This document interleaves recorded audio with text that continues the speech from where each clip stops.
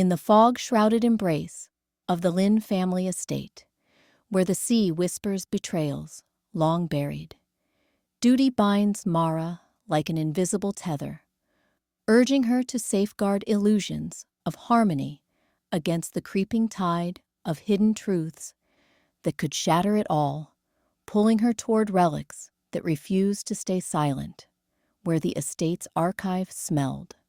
The estate's archive smelled of dust and forgotten salt air, the kind that clung to the coastal fog outside. I, Mara Lynn, moved like a shadow among the shelves, my fingers trailing over yellowed ledgers and photo albums bound in cracked leather. Duty had brought me here, sorting relics for the memorial wing, preserving the Lynn legacy as Uncle Peter always insisted. But lately, the weight of it pressed harder, like the heirloom compass necklace around my throat, its chain frayed from years of hiding. I pulled down a box labeled Private Chronicles, 1987, its edges frayed like old VHS tape. Inside, amid stacks of archival sheets, deeds, letters, inventories, a single cassette peeked out, unmarked, save for a scrawled date. My hands were steady as I threaded it into the ancient player, the machine humming to life with a reluctant whir. Restraint held me. This was family history, not mine to play. Grainy footage flickered on the small screen. The estate's library, sun slanting through rain-streaked windows, washing the room in muted grays. Uncle Peter, younger, his face unlined, but eyes already shadowed, leaned over a desk cluttered with papers. He spoke into the camera, voice low, urgent. It had to be done. The betrayal, if it leaks, the inheritance crumbles. The community trusts us. Silence is our shield. Then, a cut, blurry now, to a face I recognized only in fragments. Father's old partner, the one who'd vanished after the scandal, his expression twisted in accusation. Peter, you covered it up. The funds, the lies. It's all on you. The tape hissed. Betrayal. Not just a vague family rift, but a deliberate burial, rotting the legacy from within. My breath caught, fingers gripping the table's edge. I'd kept their secrets dutifully, believing silence stitched us together. But this chronicle footage, memory as unblinking witness, demanded more. Trembling now, anxiety uncoiling in my chest, like the storm brewing outside, I paused the tape on Uncle Peter's face, frozen in evasion. What if speaking shattered the peaceful facade we'd all clung to? The archives fell silent around me, but my mind roared. The distance it would carve between us, Mother turning away, Uncle's excuses hardening into walls. Yet the guilt bloomed heavier than before. Silence wasn't protection. It was the chain. I ejected the tape, slipping it into my pocket, heart pounding with wary resolve. The rain tapped insistently at the windows, a cleansing prelude. But worth it? The question hung, unanswered, in the dim light. Later that day, the attic air hung thick with dust, and the faint hum of the old VCR, its green power light flickering like a hesitant eye. Mara knelt on the creaking floorboards, the estate's coastal fog pressing against the single window like a shroud. Her fingers, steady from years of dutiful archiving, slid the VHS cassette into the machine. Chronicle 1987, the label read, scrawled in Uncle Peter's precise hand. She hit play, the tape whirring to life, grains of static blooming into faded color on the portable screen. At first, it was just fragments, laughter from a family barbecue, waves crashing beyond the veranda, the compass necklace glinting on her mother's neck before it snapped in some forgotten argument. But then the footage steadied on Peter, younger, his face unlined, but already etched with that remote authority. He stood in the study, gesturing sharply to a cluster of elders, her grandparents among them, their voices muffled by the tape's age. "We bury this," he said, his tone low, commanding. "For the Lynns, no one speaks, ever." The camera lingered on a document being folded away, edges blurring as if ashamed. A betrayal, hidden in plain sight. The embezzlement from the family trust, the one that left whispers of ruin in its wake, all orchestrated not by outsiders, but by him. Peter, the patriarch, weaving silence like a net to trap the truth. Mara's breath caught, confusion threading through her mind like the tape's tracking lines. This wasn't the hero of old videos, the one who fixed sales and told stories by the fire. This was the architect of the quiet that had choked them all, the inheritance siphoned, reputations laundered through years of nods and averted eyes. Why had no one pushed back? Her thoughts spiraled. If Peter built this wall, who held the bricks? The screen flickered, rain streaking the estate windows in the footage, mirroring the storm building in her chest. Anxiety clawed in, sharp and insistent, as the tape looped back to Peter's nod of finality. The weight of it pressed down, the cover-up's sprawl, decades of family meals, laced with unspoken complicity. She couldn't unsee it, this chronicle footage, a witness uncoiling in the dim light. Her hand hovered over the stop button, but she let it play, the static hissing like a warning. How long could silence prop up the lie before it all crumbled? She ejected the tape, heart pounding, the attic suddenly too small. Tomorrow, she'd sift deeper. Old letters, maybe corner mother for the gaps in her stories. No accusations yet, just traces. But the obedient girl who mended fractures was fracturing now. Truth, demanding she step forward, even if it tore the seams. The following afternoon, the estate's drawing room felt like a held breath. Rain pattering against the tall windows like impatient fingers. Mara sat on the edge of a velvet armchair, her notebook balanced on her knee. The fragile compass necklace, her mother's old heirloom, dangling from her neck, its chain whispering against her collarbone with every shift. The needle spun erratically inside its cracked glass face, as if mocking her own indecision. She had come here after the archives, after that grainy footage she'd watched alone in the attic, Uncle Peter's shadow flickering in the frame. But asking outright? That was the line she teetered on now, heart pounding with doubt. Could she probe without shattering everything? Aunt Lydia sipped her tea across from her, eyes fixed on the steam rising like a veil. "The estate night," Mara said softly, keeping her voice to a murmur. "That summer gala years ago. What do you remember about Uncle Peter that evening? He seems distant in the old videos." Lydia's cup paused midair, her smile tightening like a drawn curtain. "Oh, darling, those were happy times. Peter was the host with the most, charming everyone. Why dredge it up?" Her gaze flicked to the door, where shadows of cousins lingered in the hall, their laughter forced, brittle. Mara's fingers tightened on the notebook, doubt coiling in her chest like smoke. She wanted to press, tell them about the footage, the way Peter's hand had steadied a trembling figure in the dark, the whispers that followed. But the family's eyes, those guarded pools, warned her back. Uncle Peter wasn't there, his absence a ghost in the room, echoing the guilt she'd glimpsed in the tapes.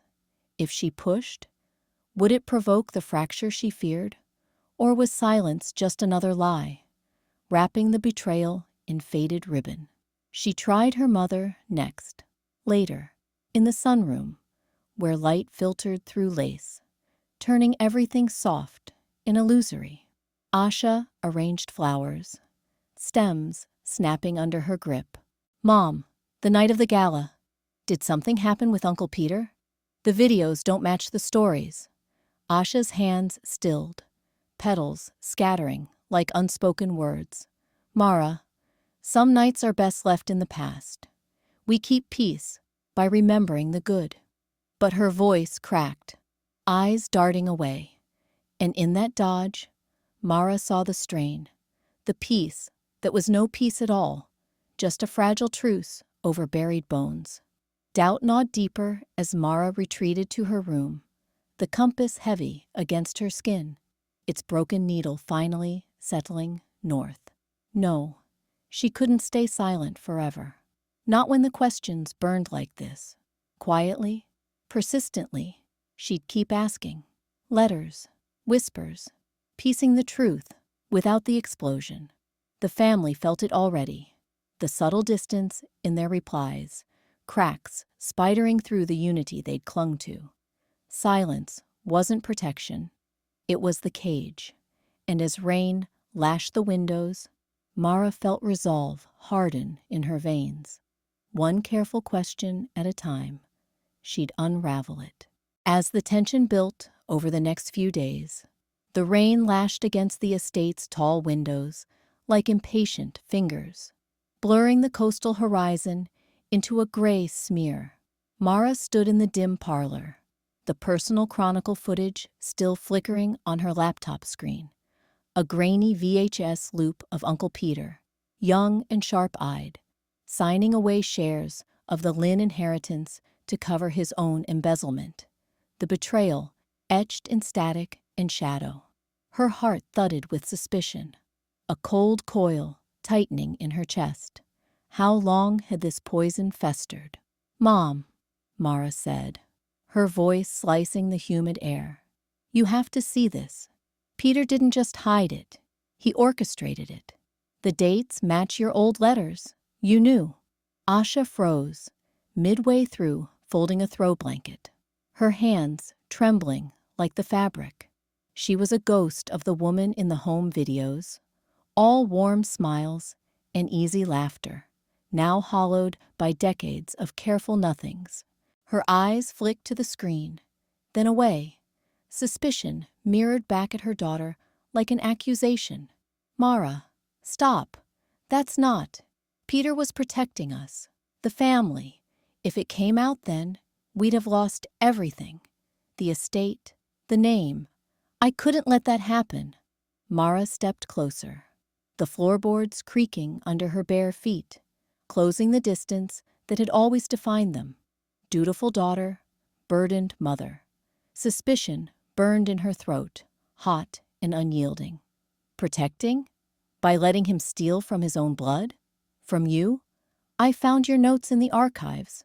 Keep silent for Peter's sake. You chose him over the truth. Over us." Asha's face crumpled, the lines around her mouth deepening as she sank onto the velvet armchair. She reached instinctively for the compass necklace at her throat, the heirloom chain broken years ago during a forgotten argument, its needle forever stuck, pointing nowhere. Her fingers traced the tarnished gold, as if seeking direction in its silence. "I was scared, Mara. Scared of what speaking would do. To him, to all of us. Your father. He died believing the lie, that we were whole. Silence was my shield. For you, too." The words hung between them, suspicion fracturing into something rawer, a deep ache of longing. For the mother who might have fought, for the family that could have been unburdened. Mara's eyes stung. She wanted to scream, to demand more, but the rain's rhythm softened her edges, pulling her toward a fragile yearning. Asha looked up, tears carving paths down her cheeks, her defense cracking like old film reel. "I knew, God help me, I knew and I stayed quiet. But forcing it now, what if it destroys everything?" Mara knelt beside her, the laptop's glow casting their shadows long and intertwined. The question lingered unspoken, heavy as the storm. Could she make her mother see that silence wasn't love, but a lie they'd both inherited? For the first time, Asha's hand reached out, hesitant, sparking a tentative bridge amid the rupture. Driven by this fragile shift, Mara ventured out soon after. The rain-slicked streets of the coastal town blurred past Mara's windshield as she gripped the steering wheel, her heart pounding like a distant thunder. Anxiety clawed at her chest. Every red light felt like a judgment. Every passing glance from a pedestrian, a reminder of the Lynn legacy she was about to crack open. She parked outside the weathered precinct, clutching a manila folder of scribbled notes and grainy printouts from the estate's archives. Tentative findings, yes, but they burned. Timestamps on old footage showing Uncle Peter's shadow in the frame during the betrayal's aftermath. Discrepancies in inheritance logs that whispered of hidden diversions. Inside, Detective Gray's office was a fortress of fluorescent hum and stacked files, the air thick with the scent of stale coffee and ink. Gray, sharp-eyed in her rumpled trench coat, leaned back as Mara slid into the chair opposite. "Ms. Lynn," Gray said, her voice steady as a gavel, "you called this meeting. What have you got?" Mara's hands trembled as she opened the folder, sliding across photos of the compass necklace, snapped chain glinting under archive lights, and transcripts of evasive family interviews. "It's Uncle Peter," she started, voice cracking. "The footage. It places him there, covering for the embezzlement that gutted our trust fund decades ago. My mother's involved in the silence, but I think," Gray held up a hand, her expression unyielding, "think isn't enough. Assumptions don't indict. They echo in empty rooms." She pulled a worn ledger from her desk drawer, its leather cover cracked like old skin, pages yellowed with meticulous entries, dates, signatures, cross-referenced evidence chains. This is how truth sticks. Verifiable. Every entry here turned a whisper into a warrant. You want action? A confidential complaint to start? Give me anchors. Bank records, witness affidavits, not just family ghosts. The ledger sat between them, a silent arbiter, its spine etched with the weight of choices made and unmade. Mara's anxiety surged, visions of her mother's haunted eyes flashing. Another fracture in their already thinning bond. As Gray's demands would force more questions Asha couldn't answer without crumbling. But beneath the fear, something shifted. A pull toward duty, the realization that her voice alone was a reed in the storm. This wasn't observation anymore. It was action. "I get it," Mara said finally, meeting Gray's gaze. Her pulse steadied, resolve hardening like rain turning to ice. "I'll dig deeper, access the old ledgers at the estate, track down the notary from '92, but I need guidance, a plan." Gray nodded, sliding a notepad across. "Start here. Timeline verification. Then we build the case quiet-like. No public confession till it's ironclad. You've got the spark. Now forge the steel." As Mara left, the ledger's image lingered in her mind, a compass of its own, how to gather proof that wouldn't shatter everything before it mended. The question hung, unanswered, as the rain began to fall harder. Back at the estate that evening, I sift through the dim archive room, the air thick with dust and the faint hum of old reels spinning in my mind. My hands tremble as I pull open a forgotten drawer in Uncle Peter's desk, heart pounding like I'm trespassing on ghosts. There, tangled in yellowed letters, glints the broken compass necklace, Mom's heirloom, the one she said shattered in a family accident years ago. Anxiety coils in my gut. What if this is just another layer of silence I shouldn't peel back?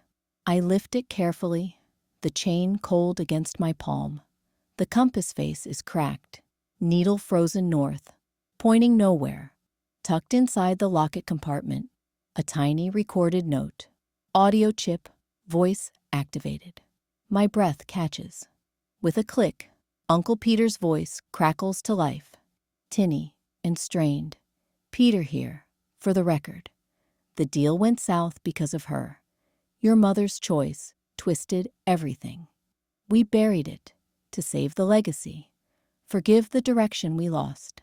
Static swallows the rest. But it's enough. This links straight to the Chronicle footage I found last week. Him orchestrating the cover-up of the embezzlement from the family trust, betraying Grandma's will to prop up his fading empire. The betrayal that splintered us all. Anxiety surges. Flashes of Mom's evasive eyes when I pressed her yesterday. Her plea, "Mara, some compasses break for a reason. Let it lie." Our bond phrase further.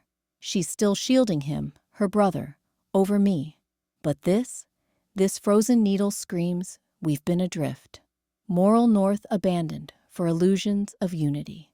Silence isn't protection. It's the storm keeping us lost. I pocket the compass. Resolve hardening like steel. Detective Gray's card burns in my other hand. She'll need this for the case file. Tangible proof to drag truth into the light. Our last call strengthened something. Her steady voice, pushing me. Evidence like that, it realigns everything. No more hiding. Duty demands I restore the direction, even if it points us into the gale. Can this broken legacy guide us back to justice, or are we too far off course? With this new evidence in hand, the confrontation came swiftly. The rain lashed against the estate's tall windows like impatient fingers, blurring the coastal view into a gray smear. Mara stood in the dimly lit study, the air thick with the scent of old leather and damp wood. On the mahogany desk between her and Uncle Peter lay the archival box, faded VHS tapes, and yellowed ledgers she'd unearthed from the private vaults. Her hands trembled slightly as she pushed a tape forward, the label scrawled in her late aunt's hand. "The night it changed." "Uncle Peter," Mara said, her voice a tight wire.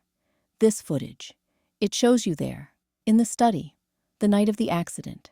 Not just witnessing, deciding. The ledgers match. The funds diverted, the signatures you countersigned to bury it all. Why? For the family's sake?" Peter leaned back in his armchair, his face a mask of weathered lines, eyes flicking to the rain-streaked glass before settling on the box. He steepled his fingers, the gold signet ring glinting dully. "Mara, my dear, you're chasing ghosts. Those tapes are old, grainy things. Memories play tricks, yours included. We've kept the peace this long because we know when to let the past rest." She paced closer, the floorboards creaking under her steps, heart pounding with a knot of anxiety that twisted tighter. "Rest?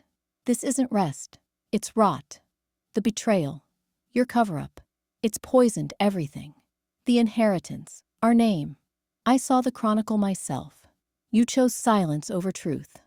He rose slowly, deliberate, crossing to the window where rain traced erratic paths down the panes. "And what do you propose? Drag it all into the light? For what? Scandal?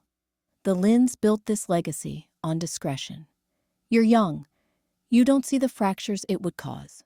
His voice softened, almost paternal, but his gaze avoided hers, drifting to the storm outside. Mara's breath caught, the room closing in, but something shifted inside her, a spark igniting through the fear. Her hands tremble in her lap, fingers twisting the broken chain of the compass necklace, her mother's heirloom, snapped years ago in a forgotten argument. She clears her throat, the sound swallowed by the storm's low rumble. I can't stay silent anymore," she begins, voice cracking like thin ice underfoot. The words feel like betrayal, each one a fracture in the fragile mosaic of family lore. Uncle Peter's face flashes in her mind, his evasive eyes during her quiet interrogations, the way he'd deflect with stories of the Lynn legacy, polished and impenetrable. And her mother, Asha, pleading in the kitchen last week, "Mara, some truths are graves we don't dig up. It would destroy us." The fear coils in her gut, hot and insistent. What if this confession scatters them like ashes? The community reveres the Lynns, philanthropists, pillars, exposing the betrayal, Peter's cover-up of the embezzlement that gutted the inheritance and left her grandmother broken, would invite the wolves. Ostracism, ruin, but the archive ghosts won't let her go. That VHS tape, grainy and unrelenting, played in her mind's projector. Peter's younger self, signing falsified documents in the study, voice tinny on the recording. "For the family's sake, Asha, we bury this, or it buries us." She'd pieced it together with Detective Gray's clipped questions over coffee. "Evidence, Mara, not whispers. Justice doesn't run on family ties." The weight presses now, heavier than the rain drumming the panes, washing away the estate's veneer of warmth. She leans forward, breath steadying, the tremble ebbing into resolve. "My name is Mara Lynn, and this is the truth we've hidden for decades." Her voice firms, eyewitness sharp, threading facts like evidence on a string.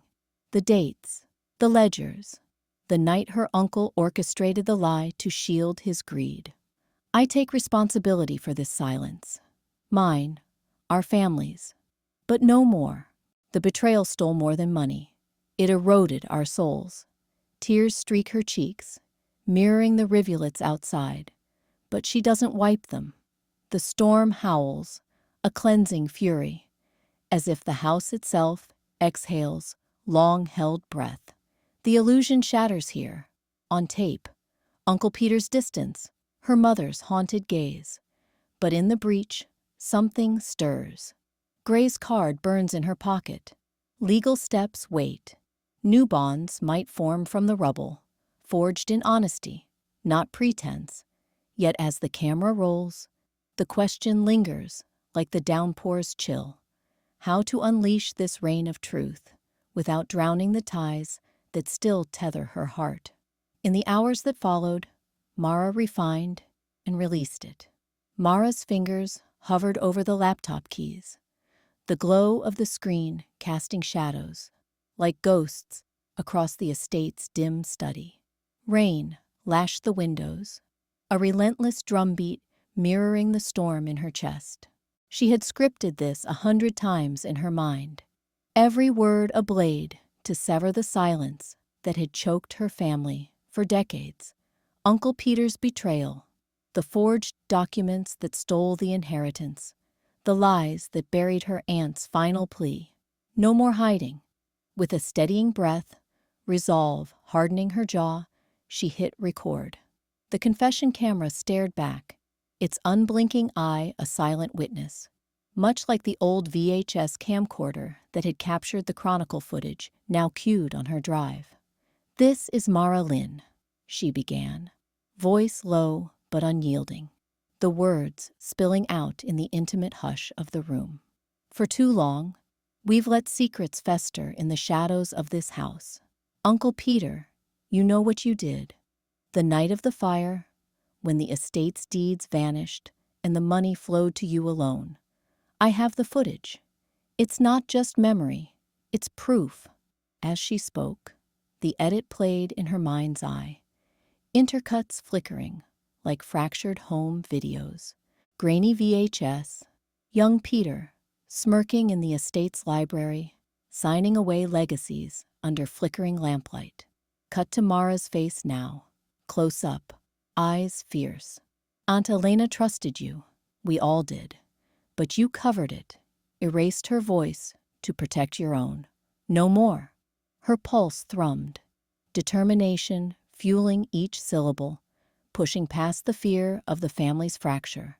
She uploaded it all, the confession layered with the Chronicle, timestamps verified by Gray's ledger just days ago. A click, and it went live, shared to the family network, leak to the local press, a digital flare into the night.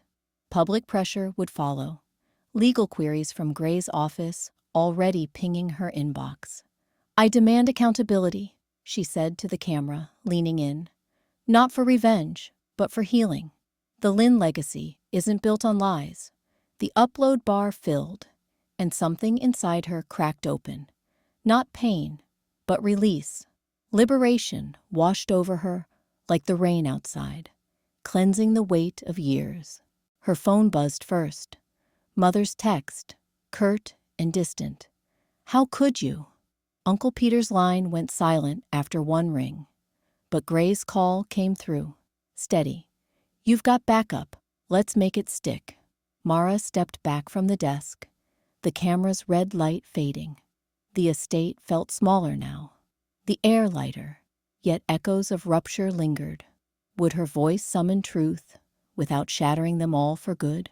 The rain answered with a final patter, leaving only the hum of possibility. By morning, the repercussions unfolded. The estate's grand parlor felt like a battlefield after the storm. Rain still pattering against the windows like hesitant applause.